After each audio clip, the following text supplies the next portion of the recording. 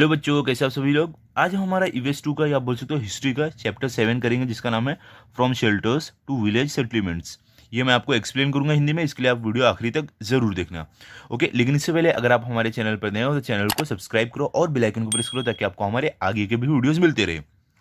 और इसी वीडियो के कमेंट सेक्शन अगर वहाँ नहीं तो डिस्क्रिप्शन बॉक्स में मैंने एक प्लेलिस्ट का लिंक दिया, जिस पर आप क्लिक करोगे तो आपको हमारे सारे वीडियोस मिल जाएंगे। ठीक है, तो चलो स्टार्ट करते हैं। देखो यहाँ पे क्या है, from shelters to village settlements.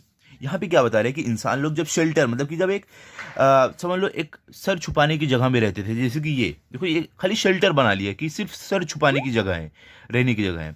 वहां से लेकर इंसान एक बस्ती तक कैसे गए, मतलब कि पहले शेल्टर में रहते थे, तो यहाँ से लेके एक विलेज, एक गांव जैसा बसने में, ऐसा बनने में इंसान के उस बीच का सफर हमें यहाँ पे बताया गया है। ओके, तो चलो देखते हैं कैसे है, क्या हमें बताया गया है यहाँ पे।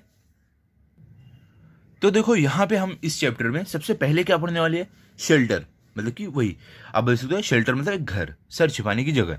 फिर सीजनल कैंप्स, मतलब कि इंसान पुराने समय में कैसे मौसम के हिसाब से कैंप लगाते थे, मतलब कुछ कैंप लगा के ऐसे घर बना के रहते थे एक जगह, उसके बाद मौसम चेंज होने पे दूसरी जगह कैसे जाते थे वो देखेंगे। उसके बाद विलेज सेटलमेंट्स, उसके बाद देखेंगे कि हम देखेंगे कि इंसान ने गांव कैसे बसाया, गांव में रहना कैसे, एक बस्ती में रहना कैसे शुरू किया, साथ में रहना। ठीक है, तो ये तीन चीजें हम इस चैप्टर में पढ़ने वाले हैं। ओके, तो सबसे पहले देखो यहाँ पे क्या है, हमें शेल्टर।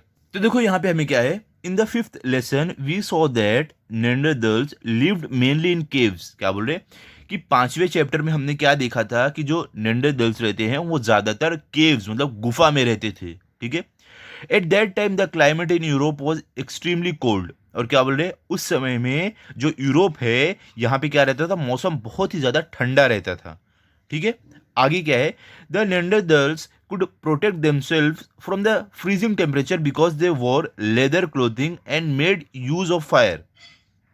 क्या बोल रहे हैं, ये जो नेंडरदल्स थे, इन लोगों ये लोग अपनी रक्षा जो एकदम जमा देने वाली ठंडी थी उससे अपनी रक्षा कैसे करते थे, क्योंकि वो लेदर के कपड़े मतलब चमड़े के जो कपड़े रहते थे, जानवरों के चमड़े के जो कपड़े बनाते थे वो पहनते थे और आग का इस्तेमाल करते थे।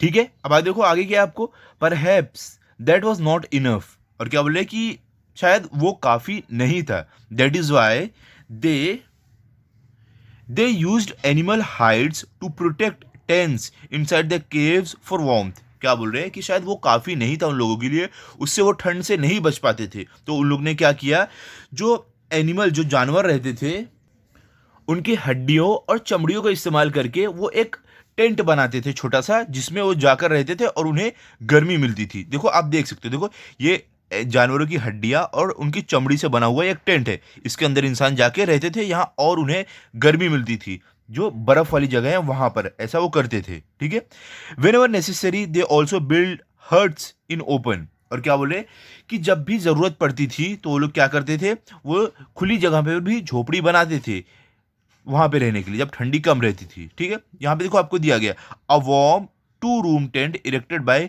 नेंडरदल्स man inside a cave France. क्या बोले कि ये जो टेंट बनाया गया है ये 2 जन के लिए टेंट है, जो नेंडरदल जो इंसान थे इन्होंने बनाया है एक गुफा के अंदर। कहां पे ये है, फ्रांस में। ठीक है, अब देखो आगे आपको क्या है, हमने शेल्टर देख लिया, अब देखेंगे हम सीजनल कैंप्स। देखो सीजनल कैंप्स में क्या रहेगा कि जो इंसान लोग थे पहले समय के, वो लोग कैसे मौसम के हिसाब से हर जगह कैंप लगा के रहते थे, और जब एक जगह मौसम बदलता था तो दूसरी जगह चले जाते, वैसे कर करके कैसे वो लोग इंसान लोग रहते थे उसके बारे में हमें यहाँ पे मालूम पड़ेगा। ओके, क्या लिखा देखो यहाँ पे, in the middle stone age groups of Homo sapiens had established camps all over the world. क्या बोल रहे हैं कि जब भी स्टोन एज में जो मिडल स्टोन एज का समय आया था तो उस समय क्या हुआ, जो होमोसेपियंस जो ये इंसान थे, मतलब ये जो हमारे पूर्वज थे होमोसेपियंस, इन्होंने क्या किया, पूरी दुनिया में अपना कैंप हर जगह लगाना शुरू किया। At that time the climate was getting warmer.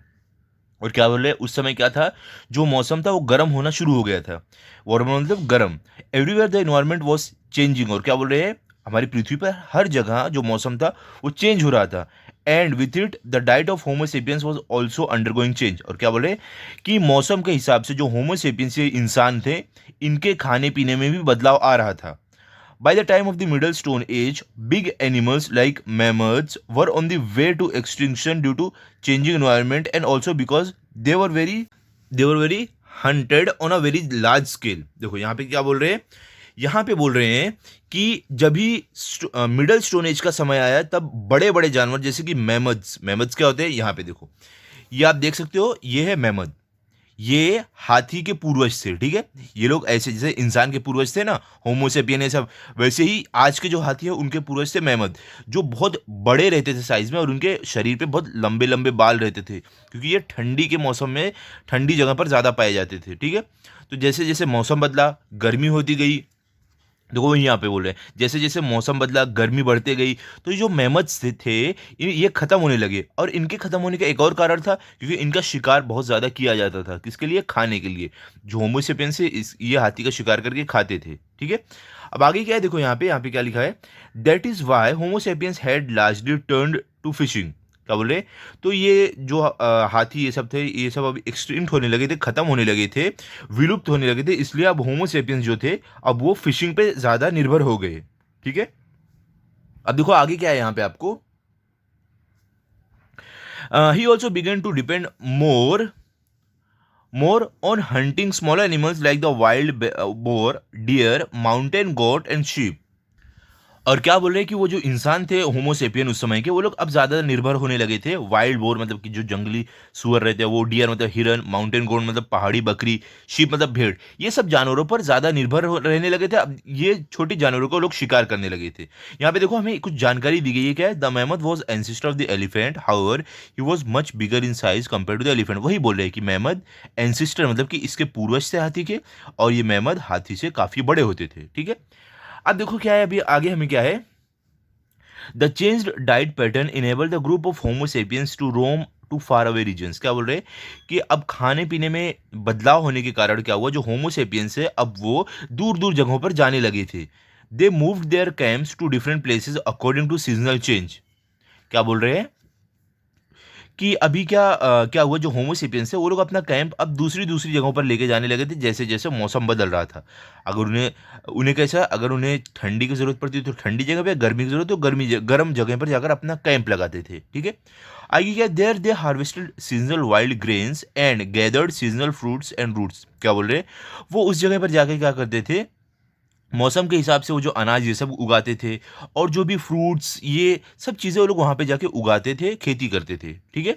जहाँ पे ज़्यादा उपजाऊ ज़मीन, मौसम अच्छा रहता, वहाँ पे वो कैंप लगा के खेती करते थे, ओके। अब देखो यहाँ पे क्या है, they would find out the best seasons for fishing and use the knowledge to their advantage. और क्या बोल रहे हैं, वो लोग क्या करते थे, जो भी सबसे अच्छा मौसम रहता था फिशिंग करने के लिए, वो उस हिसाब से फिशिंग करते थे, और अपनी जो नॉलेज, जो उनको ज्ञान मिला था उसका वो फ़ायदा उठाकर अपना सारा जो फिशिंग ये सब का काम है करते थे। By observation they discovered the best hunting grounds. क्या बोल रहे हैं कि इन्होंने ऑब्जर्वेशन मतलब कि ध्यान से हर चीज़ देखने के बाद, ऑब्जर्व करने के बाद, इन्होंने सबसे अच्छा जो शिकार करने का जो तरीका है, जो जगह है, वो इन्होंने ढूंढा, उनको पता चली। For these reasons they stayed in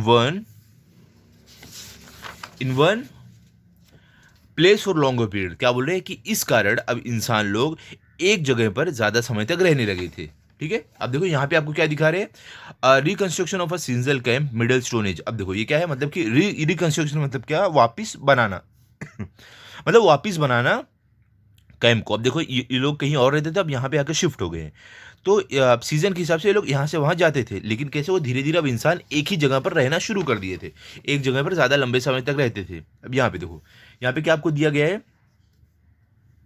they cleared jungles by felling trees and set up their seasonal camps in clearing. क्या बोल रहे हैं, उसके बाद उन्होंने क्या किया, उन्होंने जंगल को जो जंगल में पेड़ रहते हैं उसको काट कर गिराया और वहाँ पे अपना कैंप बनाना शुरू किया, ठीक है। जैसे आप देख सकते हो यहाँ पे जंगल था, इन्होंने काट के सब अपना यहाँ पे कैंप, अपना घर बनाया, बस्ती जो रहती। अब देखो यहाँ पे क्या है, विलेज सेटलमेंट्स। अब इंसान लोग पहले तो देखो कैंप बना बना के रहते थे, अब इनकी बस्ती कैसे बसी, एक साथ रहना कैसे शुरू किए, वो हमें यहाँ पे बताया। क्या है, the way of life humans in the new stone age was completely different from the humans in the old stone age and middle stone age. क्या बोल रहे हैं कि जो न्यू स्टोन एज के इंसान थे उनके रहने का तरीका ओल्ड स्टोन एज और मिडल स्टोन एज वाले जो इंसान थे इनसे अलग था। During this period humans became producer of food grains. और क्या बोले कि इस समय क्या हुआ, जो न्यू स्टोन एज था, इस समय अब इंसान लोग अनाज उगाना शुरू कर दिए थे एकदम अच्छे से। The beginning of cultivation is a characteristic of the culture of the new stone age. क्या बोल रहे हैं कि खेती बाड़ी की शुरुआत ये एक खासियत थी न्यू स्टोन एज की। मतलब कि जो अब एक नया दौर शुरू हुआ था, उसकी एक खासियत थी क्या, खेती बाड़ी। अब आगे क्या है, आगे क्या आपको, in the hunting and gathering way of life it is necessary to keep moving all the time. क्या बोल रहे कि शिकार करना और जमा करना, ये ऐसी ज़िंदगी में क्या होता है कि लगातार इधर से उधर जाना पड़ता था। However agriculture makes it possible to store food and use it over a longer period. लेकिन क्या बोल रहे हैं, जब इंसानों ने शिकार करना बंद किया, खेती बाड़ी करने लगे, तब उनको क्या हुआ, अपना खाना जमा करने का मौका मिलने लगा ज़्यादा समय तक।